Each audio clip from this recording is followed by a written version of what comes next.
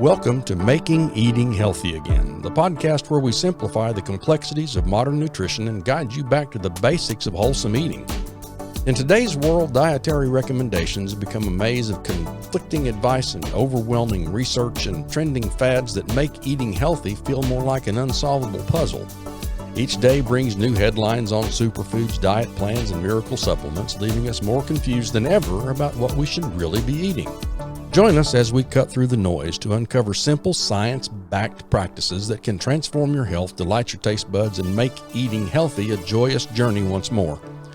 Whether you're a seasoned foodie or just beginning your quest for better health, we've got you covered with insights, motivational stories, and practical tips. I'm Woody Huffines, and I am fortunate to be able to join registered dietitian Danielle Carr each week to talk to you about how you can make eating healthy again. It's good to see you again. Good to be here. Thank you. Yeah, having fun or what?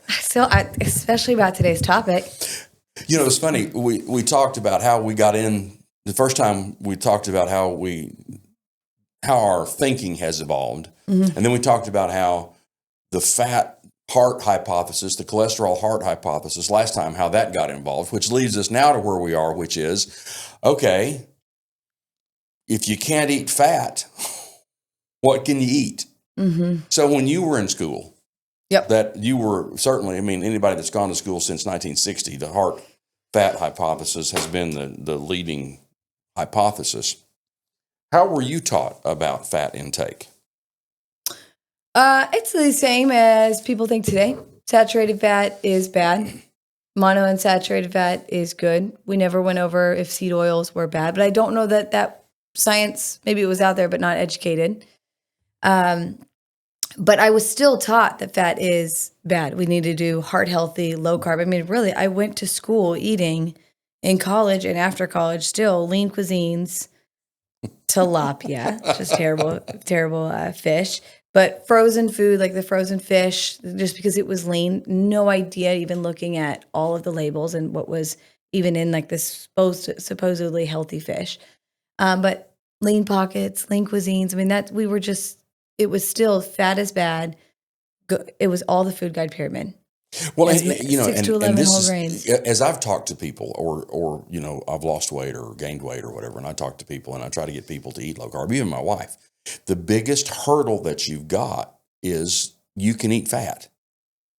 Eat fat. It's like, well, I love eating this way. I'm just eating so much fat.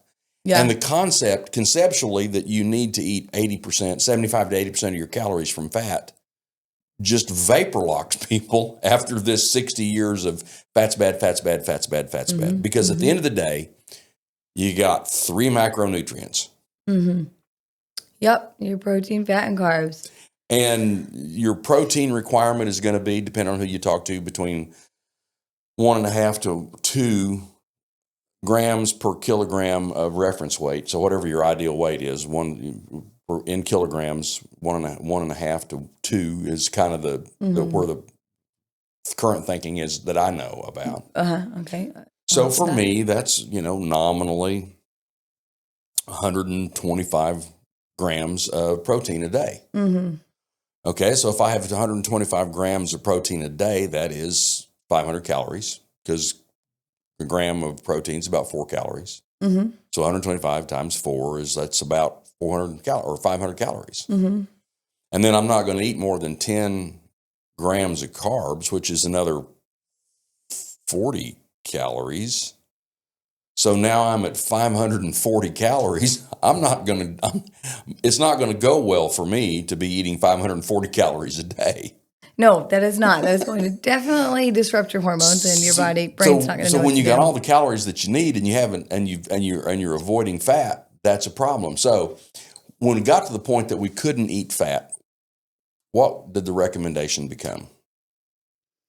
When we couldn't eat fat? Yeah. I mean, it was all focused on whole grains. A minimum of 6 to 11 servings of whole grains, right? The bottom of that food guide pyramid. Eat your whole wheats, your whole wheat pasta, whole wheat bread. I mean, I was always teaching people, look at bread, look at the first ingredient. It should say 100% whole wheat, and that's what you want to go towards. I would still say that to this day if somebody really if they were eating a wheat-based product, and that's what they were going to do. It needs to be 100% whole wheat.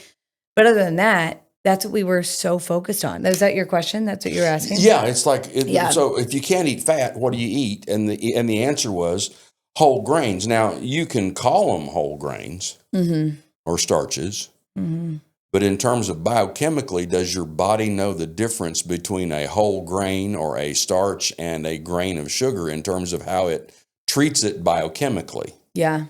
Well, and I think that's where the rise in, if you're okay to go into that, is that processed food, right? Because the food guide pyramid was so much on these get whole grains, and people are wondering, where do you get it from? And what do they actually want to eat? They're not going to just eat pasta and bread all day. I mean, sure. But once all of these more processed foods, I should say ultra processed foods came out, it was so much easier to get what people think are grains, right? To eat the lean cuisines and the lean pockets and the whole wheat muffins that are like one of the worst things you could eat, that it's like a blood sugar explosion. And it was just so much easier to grab these carbohydrate foods, and then people start to become addicted to them. And they're thinking, well, I'm supposed to eat 65% of my plan as carbohydrates. I'm okay with that. So yes, to answer your question, that's what we were so focused on, are those carbohydrates. And I think it became so easy to intake carbohydrates. But then people weren't very hungry. They weren't, or not very satisfied, right? Because all of the food, these ultra processed foods that have all these crazy emulsifiers, bulking agents, stabilizers, gums, guar gums, something we were just talking about earlier, natural sweeteners, what am I missing? Modified starches. They have all this junk in them that changes the actual matrix of the food. So people are eating these foods that they think are healthy, but it changes the complete matrix of the food that your body doesn't even know how to digest them or to absorb them or what to do with them. And they're crazy endocrine disruptors. So your hormones could go into, where do I store this food? I'm just going to store it as fat. I don't even know what to do with this. And so people just started to become more and more addicted to it. And I think that's where the rise of these high sugar foods have come from even more, and people not really looking into, well, how do I also eat fat? Oh, okay, I'm supposed to eat fat too. So now they're eating fat and they're eating these high sugar diets, and it's just a big mess. And I talk about Gary Taubes a lot. He's got a book. He calls it The Case Against Sugar. And he calls it the case against sugar because he says, I don't know if I could get a conviction, but I know that we could probably get it to trial. Yeah. There's enough information to get it to trial. And he goes through the history of sugar, and the boon to the sugar people, the boon to the people who made sugar, was the demonization of fat. Yep. Because they were able to go to the sugar companies, and the sugar companies, Coca-Cola essentially sells sugar. 100%. I mean, that's what they're selling is sugar. So they were the sugar people and the Lifesaver Mint people and everything were perfectly happy to go, hey, a calorie is a calorie, okay? If you can't eat a fat calorie, eat a sugar calorie because a calorie is a calorie. Yep. Without any discussion about what that does to you. And there's significant evidence now, and Taubes talks about it, that the sugar industry was paid off for a lot of their calorie as a calorie talk. Oh, yeah. But talking about ultra-processed foods, here's what was interesting to me. And I look back at it and I remember it because I'm old. In the late 70s, early 80s, there was a huge fight against smoking. That's when smoking really dropped off, and people were convinced that they shouldn't smoke cigarettes. And KKR, the leverage, the M&A people, the people who are doing acquisitions, buying up big companies and selling off pieces of big companies, and Reynolds Tobacco and American Tobacco Company and all these big tobacco people were in trouble financially because, and you find this out from Taubes as well, the way that they made cigarettes really, really addictive was to add sugar. They sugar cured the tobacco. So I have not heard of that. Yes. I do know that the sugar industry is following like big tobacco marketing plans, all that. I did not know this. The tobacco cigarettes were designed to be uniquely addictive. And the way they did that design was to use sugar. I thought that was just in like What do you, Swisher Sweets? Yeah, I had a few of those in my day. for tobacco in they tobacco. would sugar cure the tobacco. They would and they would effectively it was sugar cured. formulate the tobacco with. They did formulation in tobacco. They engineered cigarettes to be more addictive. Okay. Well, now people have figured out that being addicted to cigarettes isn't a good thing. So that market's going away. They're shifting that market overseas. But what do they do with this huge American market? Straight to food. They bought up General Mills. Mm-hmm. They bought up Nabisco. Mm-hmm. All of the companies that were old-time food companies were bought up by the tobacco business. Yep. And what did they do really well?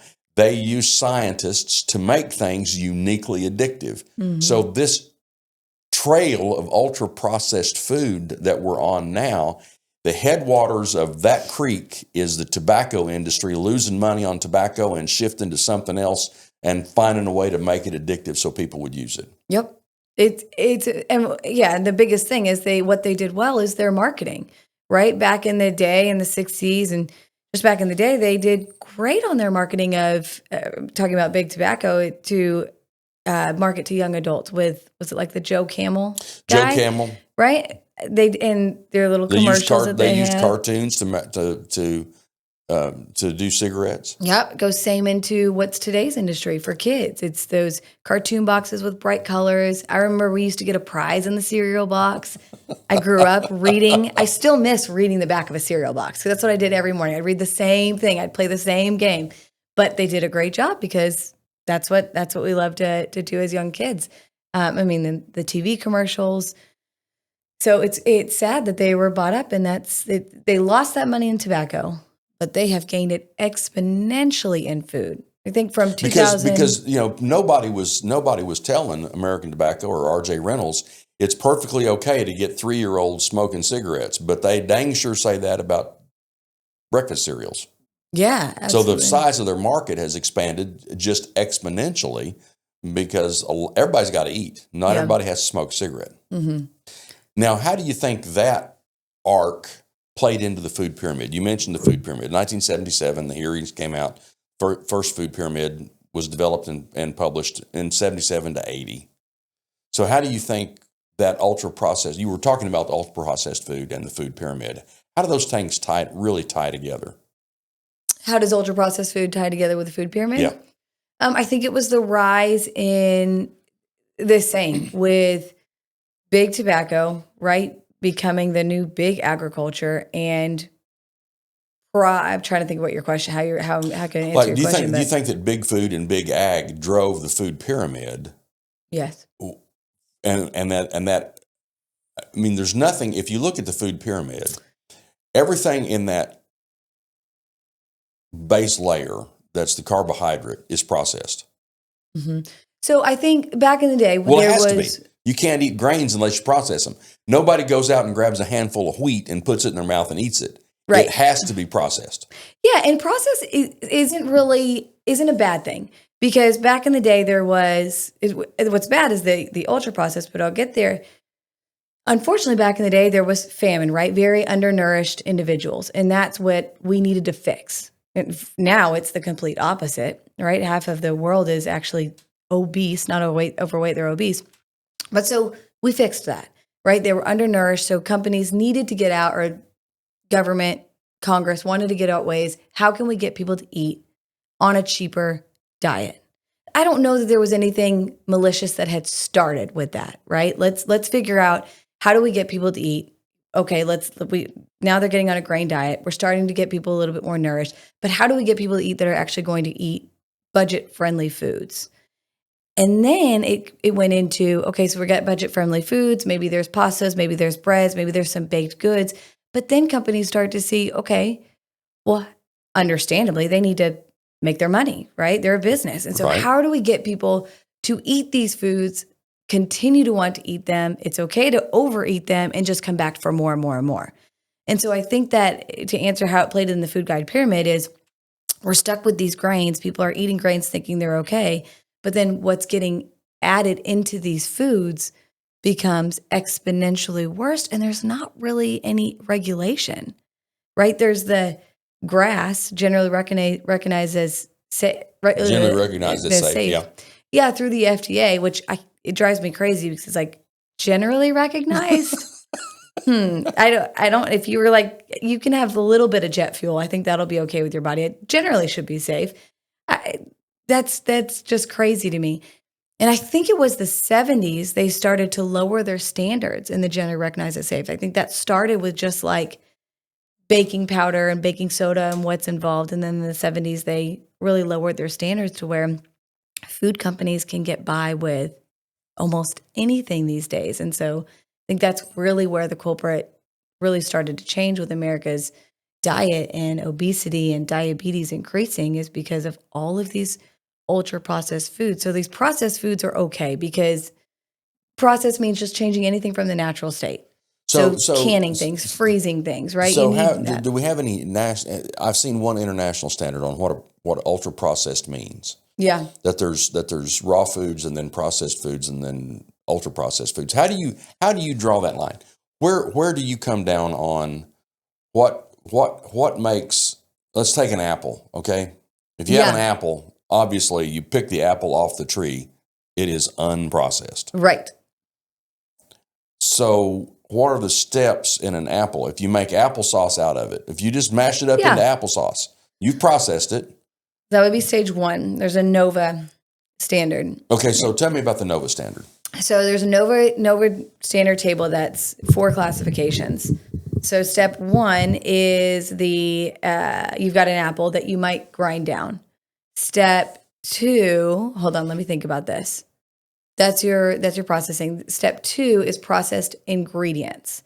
And I don't know where the apple might be just ground in that stage. I wouldn't be able to tell you exactly. But the step 2 might be like your seed oils or you're adding an ingredient. Yep. So you take the applesauce and now you have applesauce with cinnamon. Yep. So it's your processed ingredients. Yep. So now you're in stage 1 is an apple. Stage 2 is applesauce. Yep. Stage 3 is applesauce with some cinnamon in it. Yeah. So stage 3 would be your processed food. So that would be apple put into a granola bar. Well, nope, that would be stage 4. That would be apple into, let me think. Step 1, you got the apple, you're grinding it. Maybe step 2, you're grinding it and you're adding the ingredient, right? Step 3 would be a processed food. So let me think. Apples. I'm trying to think about an apple example. Let me come back to that. But your step 4 would be your ultra processed foods that are packaged into, they're added emulsifiers, bulking. Oh, I'm sorry. Let me go back to step 3.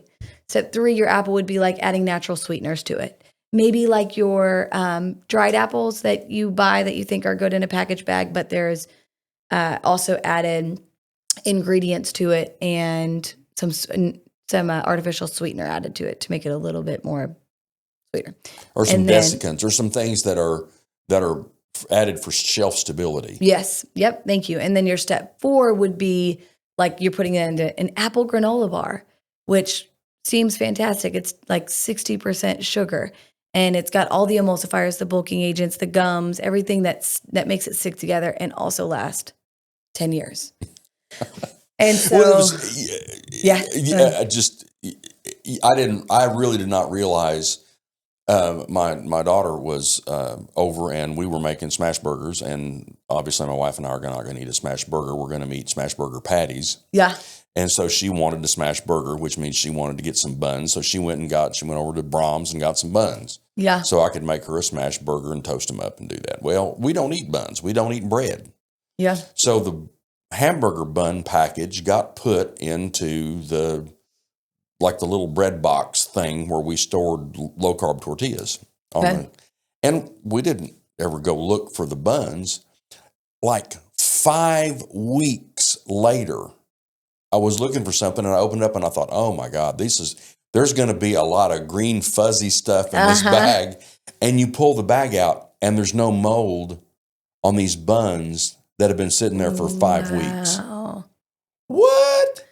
Yeah. I mean, you hear people that say they took like a McDonald's hamburger, right? And they saved it for 5 years and it never changed its state.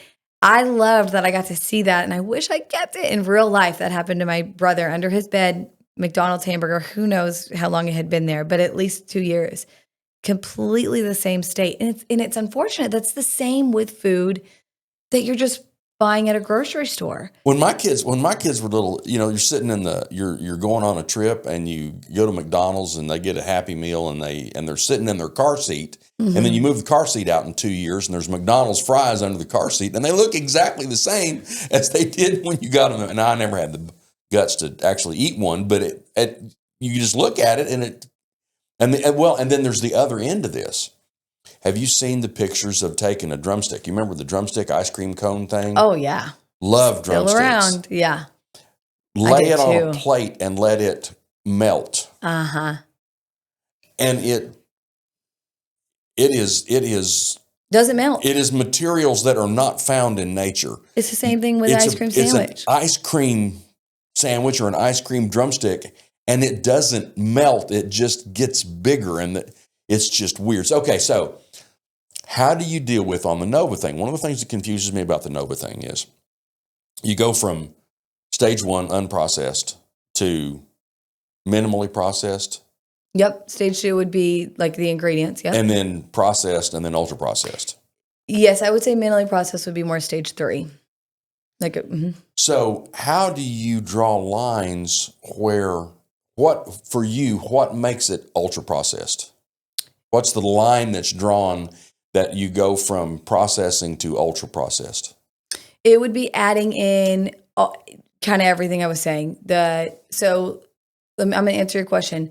Processed foods, I don't love because there are artificial sweeteners. There might be a bulking agent, but there's artificial sweeteners and maybe like the guar gum. The ultra processed foods are going to have all the things like the modified starches, bulking agents. So think of guar gum, gums, stabilizers, carbonates, anything. An easier way to say is anything that has more than 4 ingredients in a food. I'm usually like, that's not going to be good for your body. 4 ingredients. Yeah. So how do you ever eat bread? So that is a very good question. I would love to not say this. My real answer would be make it. Right? Okay, so if I make bread, when I was making bread, and I used to make bread a lot because I loved making bread. Okay. In a Cuisinart had a great bread recipe for bread. Okay, and that bread recipe had flour and butter and salt and a little bit of sugar and yeast, and if you had any flavorings, you're over that 4 ingredient thing really quick. So you need the sugar to help the yeast rise. Right. You need the yeast to help it rise. You need the salt because bread without salt tastes blah. Yeah. And you've got the flour. Now, recognize that the flour that you buy usually has at least 4 ingredients. So if you're counting all of the ingredients, bread that you make at home is going to be in the 7, 8, 10 ingredient range just because you've got white flour that you bought at the store and then the stuff that you add to it. Yes, and so I love that you brought that up and I didn't say the word I would say, which would be what's why sourdough bread is so popular. It is flour and water. You don't add any other ingredients. My issue with sourdough bread, though, it does have gluten in it. And our body just doesn't, it's very inflammatory for our bodies, which is why I call it more like a ketovore is what I would recommend. But a carnivore or a keto diet is so good because it doesn't have your body fuel off other grains. I have been looking to find like sourdough bread with gluten-free flour and how you can make that and actually rise and it be good. And I haven't. I put it away. We ended up having construction on our house and I stopped my sourdough bread. I still have my starter. I need to get back to it. But if you look at the difference, like you look at it, you make a sourdough bread, it truly is flour and water. Again, that's why I think it's become so popular. It's healthy, it's easy, it's economical. It doesn't have any ingredients. And it's really easy to make once you get it down. And I am not a good cook. So if I can do it and I'm not patient, anybody can do it. But you look at that versus buying a sourdough bread. The ingredients, I don't know how many, I know there's at least 9 ingredients in this sourdough bread, which there's a whole story on Pepperidge Farm that we could get into, but it's really, that's unfortunate. And I think that's the unfortunate thing is people don't know and understand what they're buying. I don't fault anybody because they don't know or understand. But the fact of like people were buying the sourdough bread thinking that we're healthy, when really it can be an ultra processed food. I think there was a study done, I want to say in 2023, maybe it's 2022, but asking Americans if they knew what ultra processed food was, just the term, and only 30% knew what it meant, which maybe they just said that they know what it meant too, right? But 70% of our diet now of U.S. adults, no, it's 60% of U.S. adults, 70% of kids' diet is ultra processed foods. So again, you're taking something completely from a natural state, this apple, going through all these processes, adding all these agents in it, changing the complete matrix to where your body doesn't know what to do with it. Your hormones don't know what to do with it. It doesn't know what to burn as fat, what to store as fat. What do we use as energy? How fast are we going to metabolize this food? It just doesn't even know what to do with it. And one of the things that's interesting to me is that the complexity and the reason that I used an apple as an example is to talk about this, about how does minimally processing an apple change the way your body uses it. Oh. The incretins or the incretins, which are GLP-1 and the GLP-1 agonists, Ozempic and Wegovy and all those things. Those are big things now. Yeah. Well, the GLP-1, the way your body produces GLP-1 or the GLP-1 signaling are some cells in your small intestines that look and see what you're eating, and they help create an insulin response from those receptors inside your intestines. Which, and there's an interesting side note. It is a very much pancreatic function that the K and L receptors are playing in the upper and the lower intestine. Very much a pancreatic reaction. It's very, very pancreatic in its. But one of the things that the theory is that evolutionarily, because the interior of your intestines are really on the outside. I mean, it's basically a tube from one end to the other that's on the outside of your body. Sure. It's like a pipe. There's an inside of the pipe and outside of the pipe. And so the inside, and so evolutionarily, one of the things that they've suggested is that the GLP-1 and the K and those receptors and used to be the entire function of the pancreas. That the pancreas used to be essentially all of those sensors and functionality was in the intestines, but over time, because of exterior poisons and injuries, that evolutionarily the pancreas went in inside. So anyway, there's this pancreatic function on the GLP-1 receptors that's in the intestines, and you eat it. And so they did a study, and I'll probably link the study in the show notes. Michael Eads is the one that talked about this study. It turned me on to the study, which is really interesting. You feed somebody an apple, and you look at their insulin response and their glucose response to eating an apple. Yeah. So you eat an apple and you see what the insulin response is and the glucose response. And then it's just an apple, not adding any sugar, the processing means mash it up. So you mash it up and give somebody applesauce and have them eat it at the same rate that they ate the apple, so that amount of calories and nutrients and everything time-wise is the same when they eat the applesauce. And the insulin response and the blood sugar response is significantly higher for eating the applesauce than it was the apple. So the very things that we're trying to avoid by going from apple to applesauce makes it not so good. And then you take that applesauce and mash it and make apple juice, and then feed somebody apple juice, and the insulin response and the glucose response is huge. Sure. So there are so many things that fundamentally change the way our body deals with things when we process them. Even something as simple as taking an apple, mashing it or juicing it, and seeing what that does to our body, because you change how that natural state is. With the apple, you've got the skin. Yep. When you get to applesauce, you lose some Skin. of the fiber, but you still got some fiber. Then you go to apple juice, you got zero fiber at all. Right. Well, and you think about how long does it take to eat an apple versus drinking juice. I think for juice, it could be 8 oranges, but I've always heard it's 10 oranges. 10 oranges for a 10 to 12 ounce glass of orange juice. Could you imagine? How long would it take you to eat 10 oranges? And would you eat 10 oranges? Like, that is crazy to me.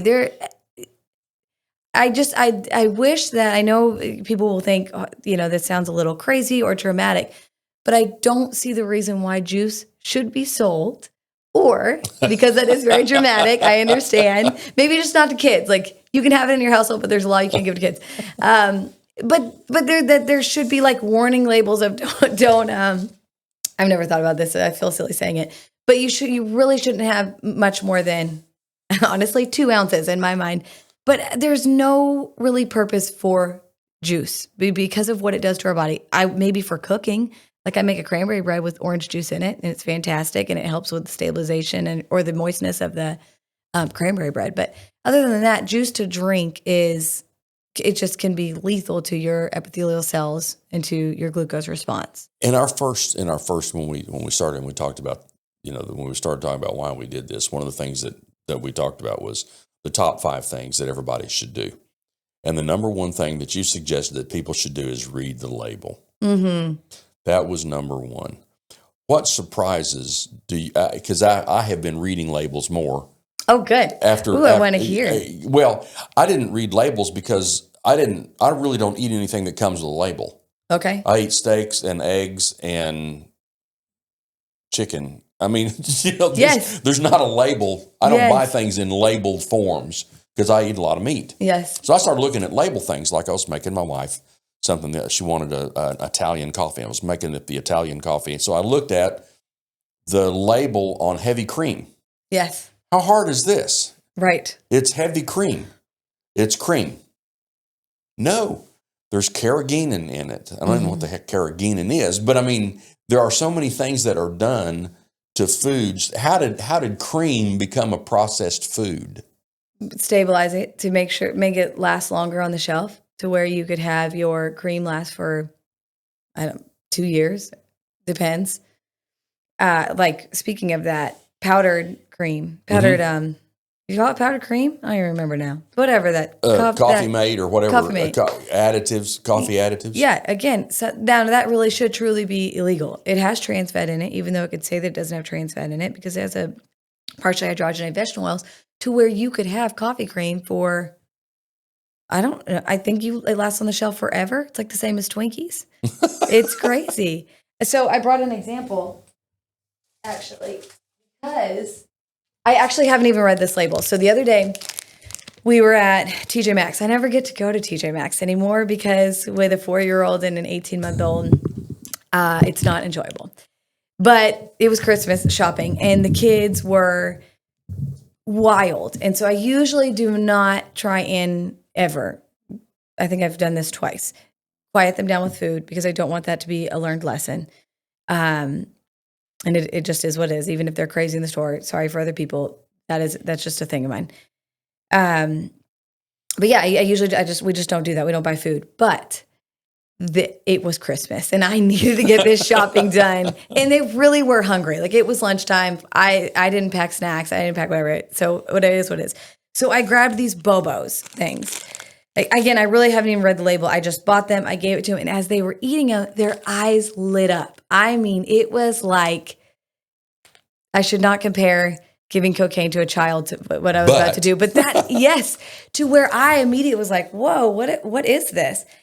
And I've seen Bobos before, so I thought it was just like this little granola bar thing that I didn't even read the ingredients on that one. I was like, this is what they had. So I just thought it was like granola bar, so they could have half of it. But it was I didn't see the word brownie. But I would not be giving my kids a brownie, especially when like they need to eat their lunch later. So anyway, it says whole grain rolled oats, which my first thought to that is full of GMOs, right? What type of oats? It's probably, excuse my language, but crap oats, with a lot of pesticides in it, right? And then you have rice syrup, which is syrup, coconut oil, which wherever that came from, and then cane sugar. And then right there with it, also chocolate cane sugar, also chocolate liquor, cocoa butter, vanilla extract, almonds, vegetable glycerin, cocoa powder, sunflower oil, which is highly inflammatory, xanthan gum, which is not good for your gut, and it'll definitely cause some leakage there. Natural flavors, and then vitamin E refreshments, which is fine. But out of all of those ingredients, I cannot tell you what the natural state of this brownie was. Right? Like, I guess the whole grain, the closest you could come to is rolled oats. Right, it's just oats. But you don't know much about what the background of the rolled oats would be. No, and so this whole thing is 23 grams of carbs. Wow. How many added sugars? Yeah, to total 10 grams of sugar includes 9 grams of sugar, so 13 grams. There's 2 grams of fiber. So, wow. Yeah, what are you eating? I mean, you've got oats, but then it's filled with all these emulsifiers. The things that I was writing, I wrote down a few because I'm glad, just in case you asked that question, because sometimes I'll miss some. But sodium nitrate, potassium bromates in a lot of breads, which can cause epithelial lining cell deterioration, increased glycemic load, propylparaben, which is in baked goods, which the word paraben, if you ever see paraben, it's the worst endocrine disruptors. And I know we'll do a podcast on that at some time.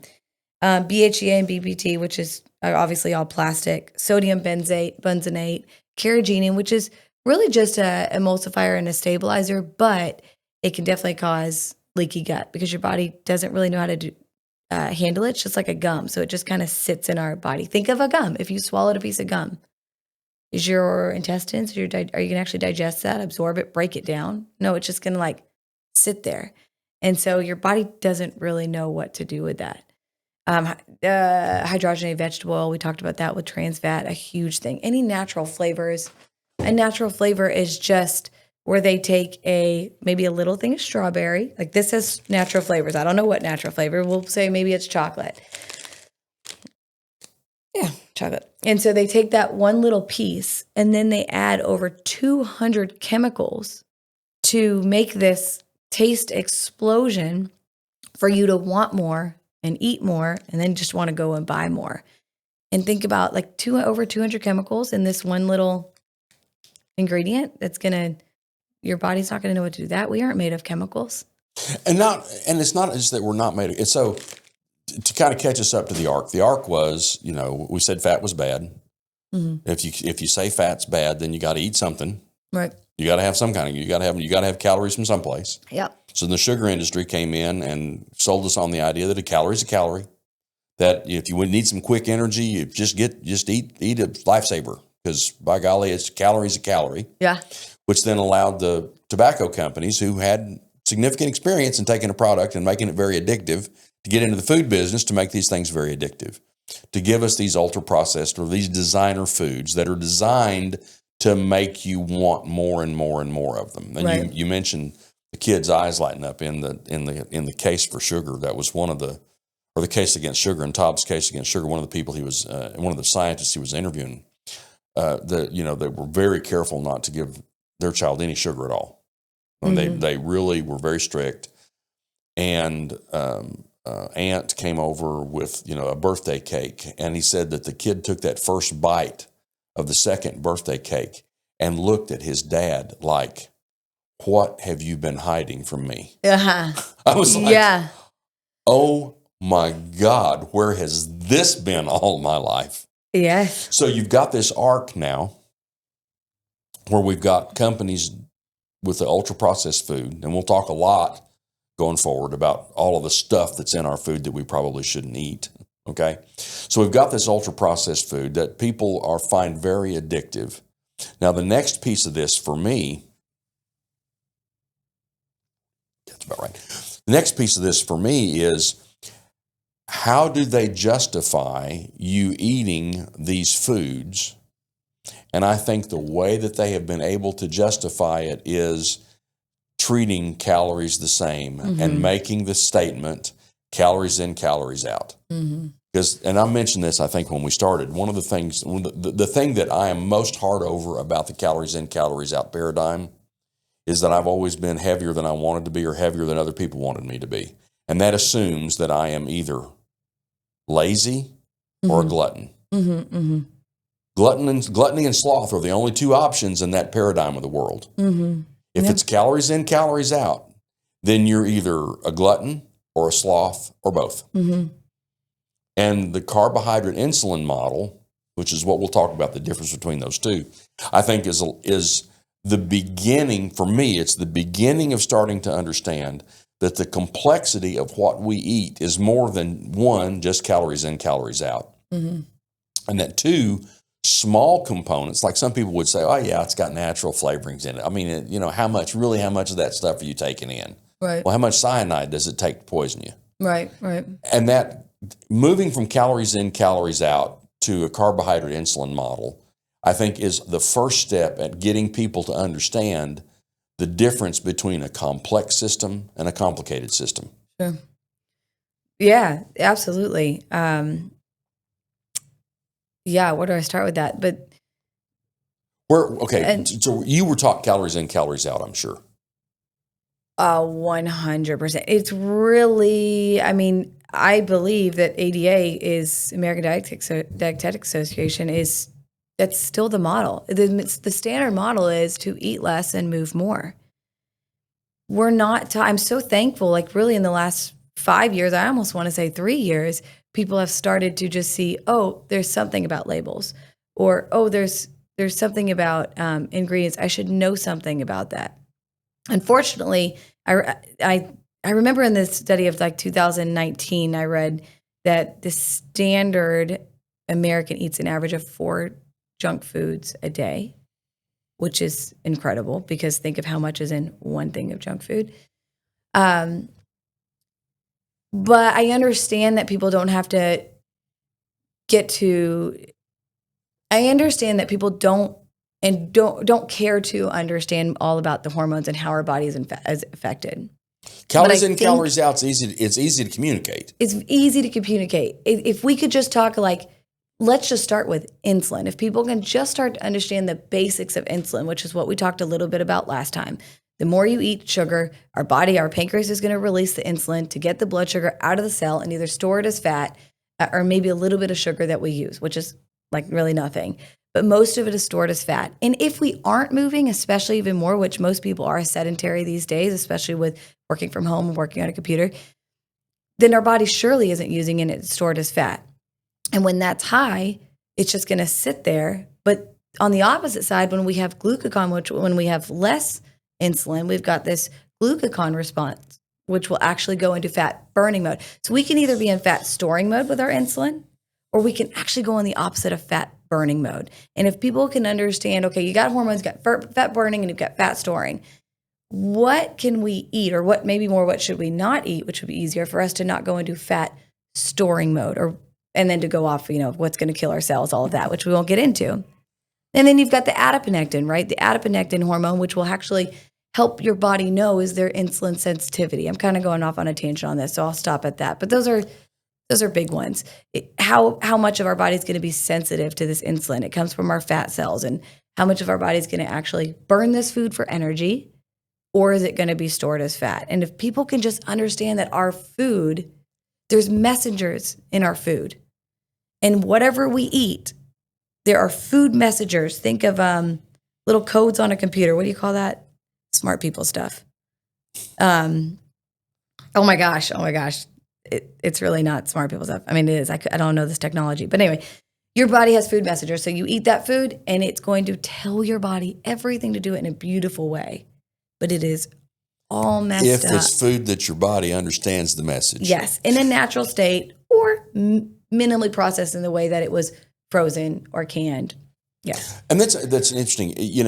One of the things that the calories in, calories out model, and the calories in, calories out model, just everybody understands it, but to talk about it is that That a calorie is a calorie. It doesn't matter how many calories you eat this many calories a day, and if you don't burn that many calories, you'll store it as fat. And if you burn more calories than you eat, you'll get leaner because your body's burning up the calories that it has stored as fat.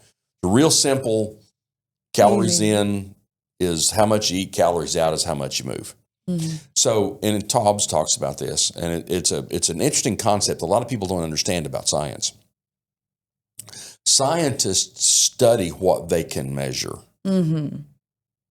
Because if you can't measure it, you really can't study it for science. In the 1930s, the Germans were way, way ahead of the curve in the 1930s in terms of nutrition and biochemistry. That was, when I went to school, they wanted me to take German because so much of the history in science is written in German. After World War II, the Germans weren't so well thought of, and a lot of that knowledge effectively, we talk about canceling people now. In terms of taking them off of social science or social media, the German science got canceled post-World War II. Okay. And coming back now, if you go look, one of the things that they started studying was they developed bomb calorimetry. A bomb calorimeter is where you have a little thing that you put two pieces together and then burn something inside of it, and it calculates how many calories of heat that thing generates. So we started thinking about food in terms of energy availability. Why did we think about it? Because that's what we could measure. That's right. And then they developed metabolic chambers, which were measuring the air intake. It was a sealed chamber. You could put a dog or a person in it and see how many calories they're burning as they go do the calories out and calories in, calories out, get a caloric balance that way. And since that's what they could measure, that's what they studied. But they weren't able to study what was going on hormonally because the endocrine system was pretty much a black hole. Absolutely, yeah. They didn't have the ability to look at the glucagon and the insulin. And measuring insulin, and accurately measuring insulin is relatively late to the party. So the model that so many people live on, which is the calories in, calories out model, was driven by, first of all, simplicity. Second, that's what they were able to study because they had bomb calorimetry, and they had these sealed places where you could look at somebody's energy exchange over a 24-hour period to see what their energy exchange was. But it also led to then a number of other things. Just as a side note, how many times were you taught if you didn't eat enough food that you would start burning your muscle? Oh, yeah. So if you don't have enough food, you're going to start burning your muscle. Right. Why is that the assumption? Because they looked at the nitrogen in urine. And in the body, the storage of nitrogen in the body is primarily in muscle tissue. So if your nitrogen numbers go up in your urine, you're burning muscle. Right. Not necessarily. You're burning protein, but the protein isn't muscle. Now, everybody's got their own belief system, and I believe that God did not design junk. And it absolutely doesn't make sense to me that God would design us a system so that if you didn't get enough food, you start burning up the very capability and the very tissue that you need to go gather more food. Right. And that's where autophagy, and there's been a lot written about intermittent fasting and autophagy, that's where they're finding that your body goes after non-performing proteins. If you're not eating enough, your body goes after non-performing proteins. I have scars on my body that since I started intermittent fasting have diminished and gone away because your body's looking for non-performing proteins, which leads me to the thing that makes it difficult to have this conversation with people is the difference between complex systems and complicated systems. A computer is a complicated system, but there's a deterministic outcome. If you mash this button on a computer, these things are going to happen. If you mash it tomorrow, those things are going to happen. You mash it the day after, those things are going to happen. And it is a tree that you go through and you can say this causes this, causes this, causes this. And it is complicated. No question, it is complicated. The value of the calories in, calories out is it was easy. And the Germans were able to study it with bomb calorimetry and metabolic housing so that they could measure what happened metabolically.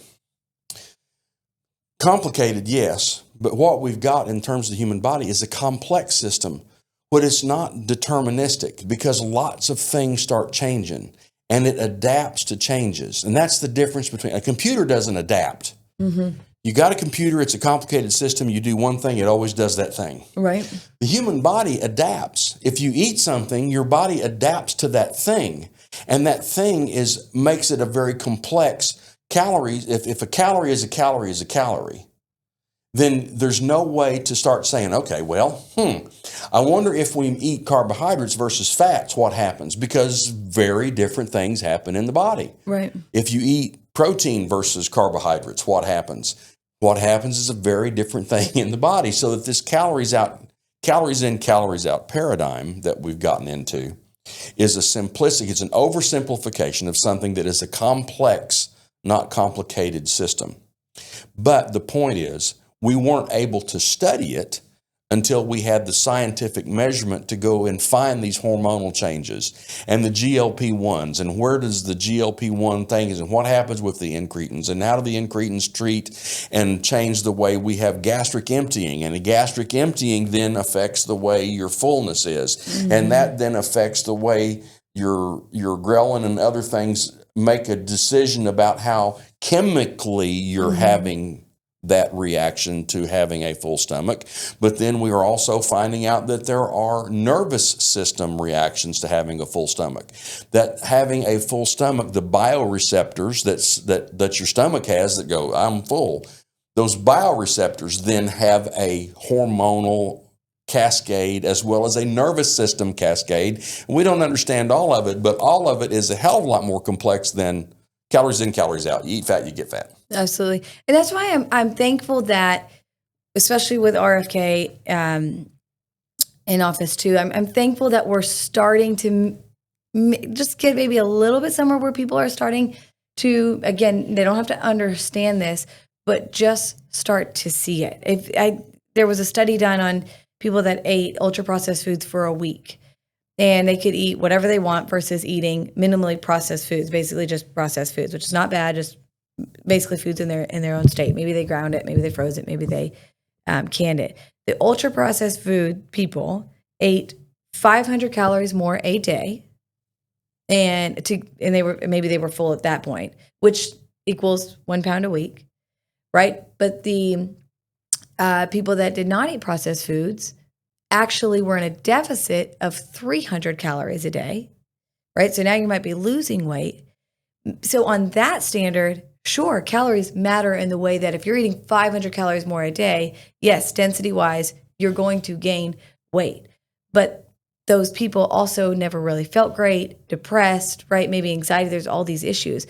When the people that didn't have any processed foods, they felt great, they didn't have brain fog, they had energy, they slept better, their moods were better. All of these things start to come about because their body is able to know, oh, this natural state of food, this is what I'm supposed to do with it. So you're right, it is, and there's so much complexity to it, and I don't know that all of that needs to get to the public, or all of that's going to be changed in our foods, which would be fantastic, where we are only supposed to have a certain type of protein or fats in a whole order. Obviously, that's not ever going to happen. But if the education can come, just like you said, that there are foods that are going to turn on ghrelin, which is food that makes us more hungry, or that are going to turn on leptin, which are foods that are going to make us feel more full and satisfied.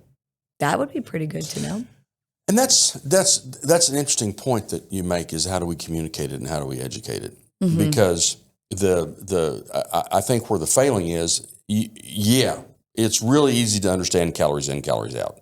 Eat fat, get fat, don't move enough, sedentary, blah, blah, blah. And I think at a population level, we have surely shown that the eat less, move more advice has failed. Mm-hmm. Because we've been talking about that for a long time, and It ain't working. Yes. Okay. Yes. So I don't know. Have you ever watched Dr. Ken Berry and the YouTube channel Dr. Ken Berry?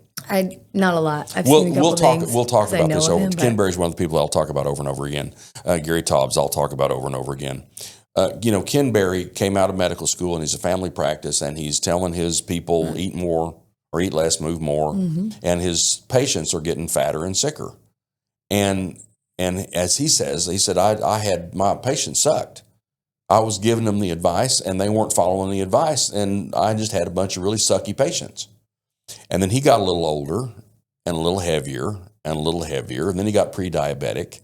And then he got to where he says that none of the purple pills that he got for samples ever made it to the patients because he was eating all the Prilosec every day to keep his heartburn from killing him. Right. So he's like, I gotta eat less and move more. So he starts, running and riding his bike and doing all this stuff, and he just keeps getting fatter and sicker and fatter and sicker. And he knows he's following his advice, which is when he came to the concept that maybe my patients don't suck, maybe my advice sucks. So at a population level, there's always this argument that the academics particularly make that you can't communicate to people the carbohydrate insulin model if they bought into it. And there's still significant argument. Let's make the point that there's still significant argument. I am an adherent of the carbohydrate insulin model, as are you. There are a lot of people that don't believe that. They still believe calories in, calories out. Sure. So what can you do at a population level to communicate to eat in a carbohydrate insulin model way without going into the carbohydrate insulin model, number one? And then number two, how do you overcome the 60 years of education that people already have to get them to understand that if you need a snack, go get a chunk of butter. Yeah. As long as it's not with a high sugar food. So how do you, okay, you're Robert Kennedy for the day. Oh, man. You're Robert Kennedy for the day. Yeah. And you and I can talk a lot about ultra-processed foods and carrageenan and natural flavors, and we can talk about seed oils, and we can talk about incretin response of processed food, and and get down in the weeds to this, okay? Now, you're Bobby Kennedy for the day. You have an opportunity to communicate to the population that doesn't know, that's been taught bad things for 40 years. What do you think we need to be communicating to start fixing this at that population level? What's the message that you can put out that is as simple and as apprehensible as carbohydrates or as calories in, calories out? Where would you start? And the reason I asked the question, and I don't have an answer, but the reason that I asked the question is I hear Callie Means and Casey Means. I don't know if you've listened to them much. They're amazing and doing such great work to get this education out there. I'll listen to Callie and Casey Means, and they talk a lot about organic foods, organic, okay? There are organic foods that I wouldn't put in my mouth for love nor money. We got a Sprouts, this driver 3-iron from our house. I can get to Sprouts without even going through a stoplight, okay? So we go to Sprouts, and Sprouts is organic this, organic that, and you pick up these organic foods and read the label, and it's like, I don't think so. It's really, go ahead. So they talk about organic, and for me, okay, organic, all right, but that's not, I don't think, the key. If I read the ingredients on the organic foods, it's like evidently they have organic carrageenan, because you can see things that I really don't want to eat from an ultra-processed perspective that are labeled as organic. So for me, starting with the organic, go organic, to me is not the answer. Sure. People understand it, but it's not the answer.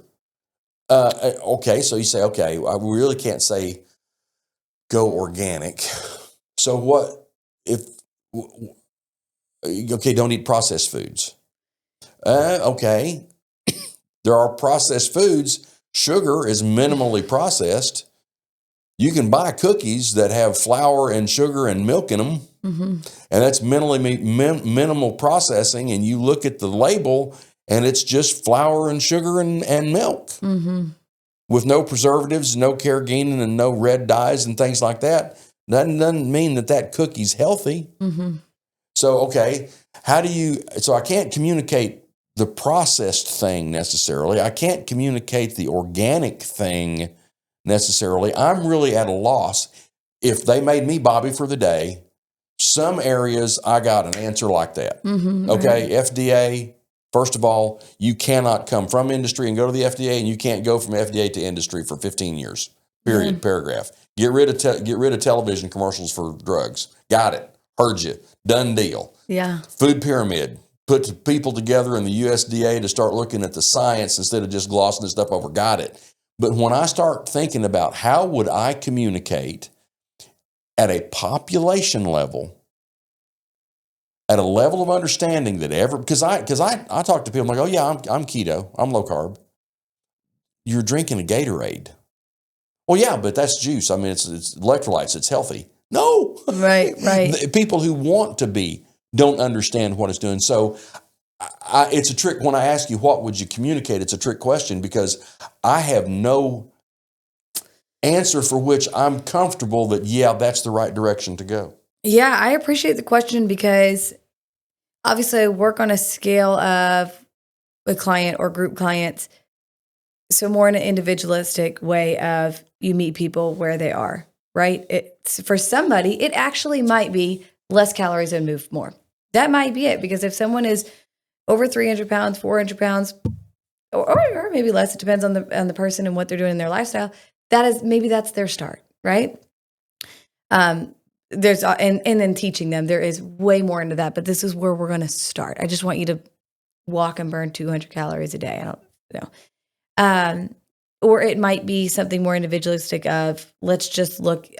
We talked about just looking at ingredients. So it really, it's hard because you got to meet people where they are. On a bigger picture. And that's what I struggle with. Is you got to meet people where you're. I agree with that, absolutely. But where's the population, and how do you meet the population where they are? Right. You know, the biggest talk out right now that RFK has started with the food dyes that would be, I really need to think about this question, what my answer would be. Let me go back for a minute. Yes, food dyes. Yes, please, no food dyes. They're terrible. They wreak havoc on your system. They shouldn't be allowed. Mine would be for a general population of thinking about what your plate looks like. And it would be, of course, I'm going to go to meat and vegetables. That's all it should look like. Unfortunately, I think I mentioned this last time of what it is now. You've got your serving of milk, which is full of antibiotics and GMOs and probably pesticides as well. And then you've got this big serving of carbohydrates, a little bit of vegetable, and your meat. And mine would be, your plate should look like meat, vegetables. And then let's have a lot of water, not more than 128 ounces a day, a minimum of 64 ounces a day. That's where it'd go. And and of course fruit, but mainly in strawberries and berries. And those I do recommend should be organic. Still don't believe that they're fully organic, but strawberries and apples are two things I would never, ever, ever not eat organic, and celery. So on a bigger picture, I might just think of people thinking about what does their plate look like. Of course, my brain goes to, is that meat grass-fed? Is that meat processed and have nitrates and nitrites? But we're talking about a population of 60% obese, not overweight. They're obese.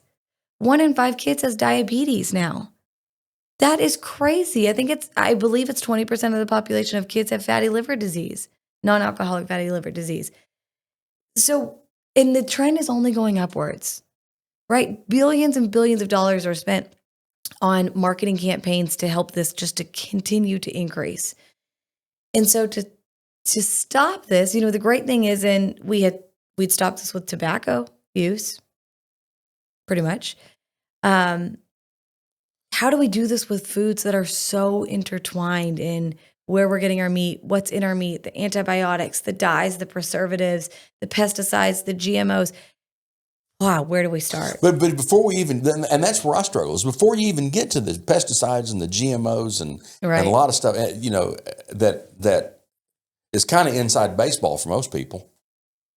Yeah. How do you just get to where, hey, folks, eat fat, eat animal sources of fat, saturated fat. It's going to be good for you. If what? Your body's in that stage where you're not having the sugar with it also. Got it. Eat fat. You can eat fat. Fat's good for you. Carbohydrates are probably bad. You need to minimize the amount of carbohydrates that you eat. That is such a fundamental change from what they've been told for 60 years. Would it be effective? How long would it take it to be effective? Maybe it would be so I believe that most people like to have a number and a goal of something to look at, because if you say just generally do this, we're still confused. And then when we don't understand things, I'm like, screw it. If I don't understand it, then why am I doing it? If I don't understand why. And so I wonder if there's a number that we could give. Obviously there's this disclaimer of, whatever the disclaimer is, that this may not be beneficial for your health. Talk to your doctor, which I can't stand that. Talk to your dietitian. That's not funded by the ADA. I would probably trust doctors more than dietitians, because the dietitians are the people that have been suing nationwide. The dietitians are the ones that are suing the people who are making low carb suggestions. It's not the doctors that are suing people. It's the dietitians that are suing people. I would do the opposite, not just because I'm a dietitian, but because there are dietitians where, unfortunately, for sure funded by lobbyists, right? Or fed into this ADA approach of how we went to school. But doctors have like one class on nutrition. So I would not, I would say the opposite. I would much rather go with a dietitian. You got to watch that. There's a difference between a nutritionist and a dietitian. A dietitian has gone to school, gone to college, did their 4 years of college, done an internship along with some are done with a master's at the same time, and then have taken a dietetic exam, which is extremely hard.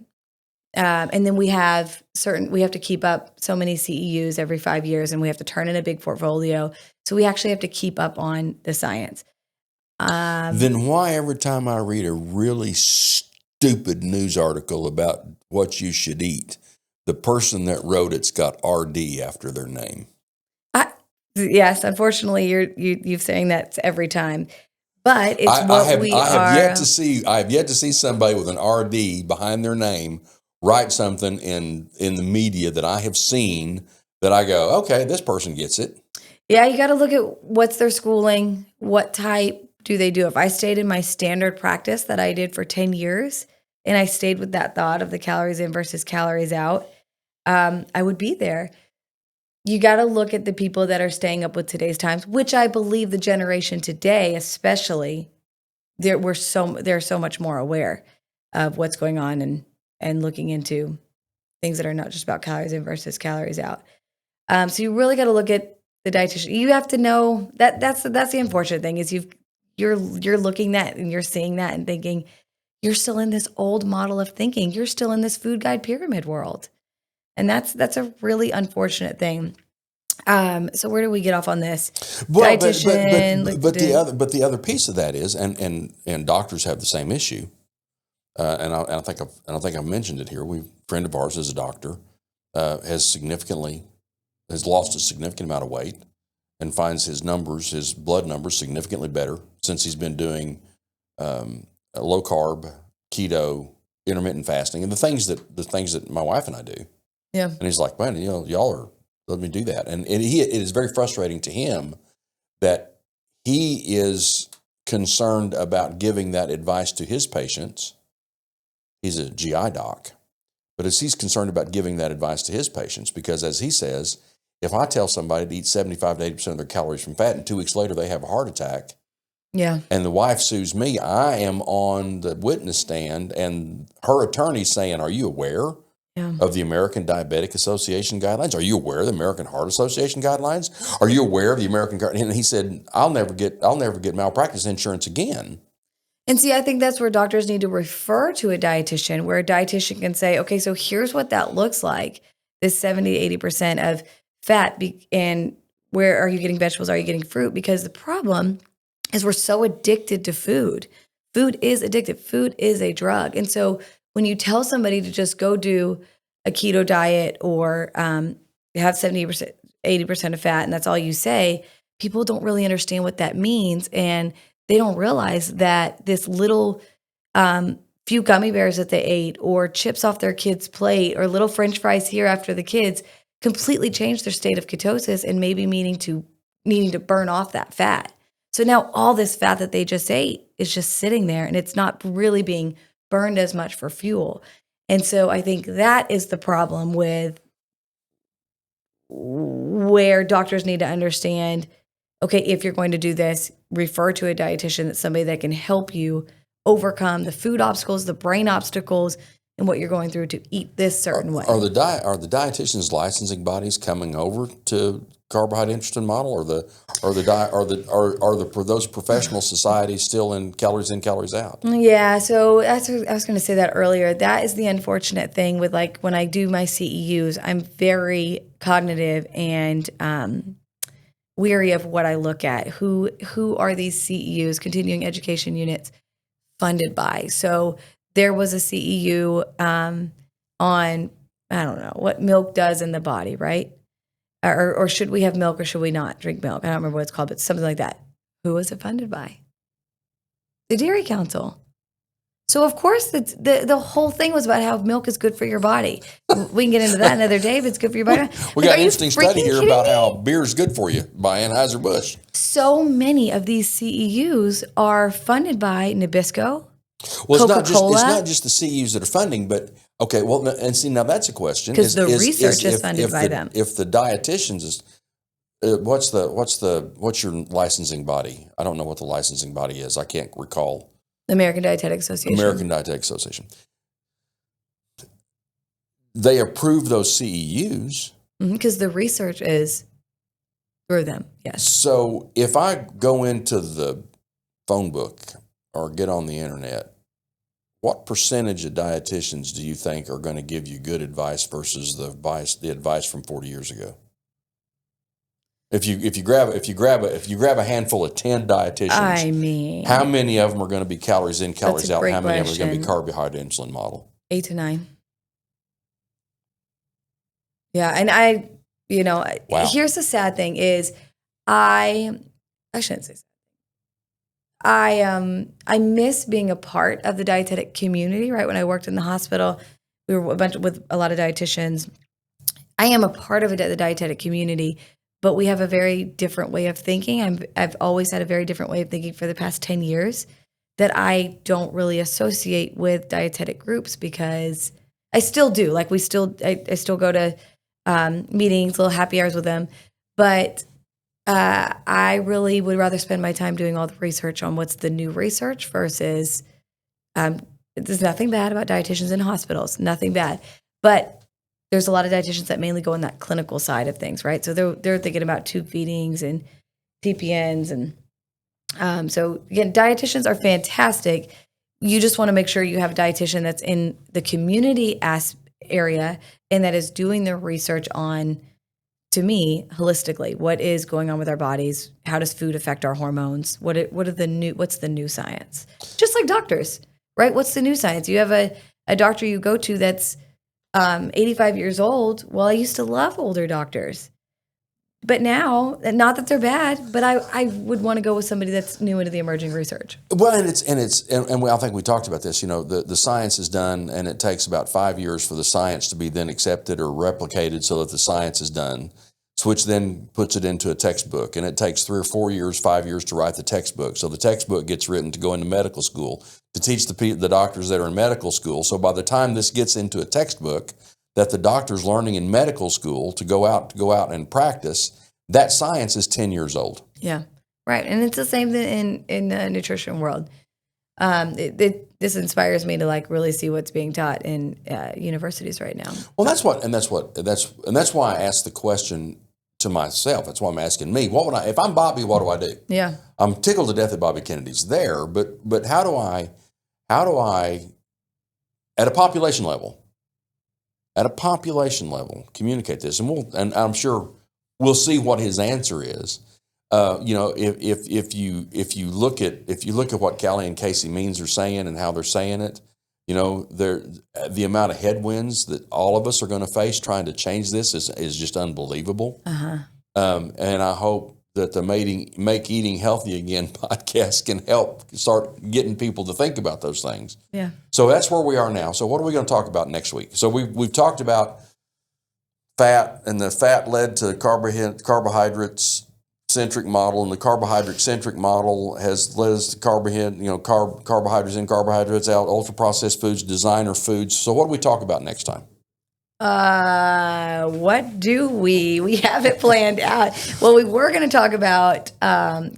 Oh, I know what it is. That was number 5. Let's talk. We'll talk next. We'll talk next time a little bit about why.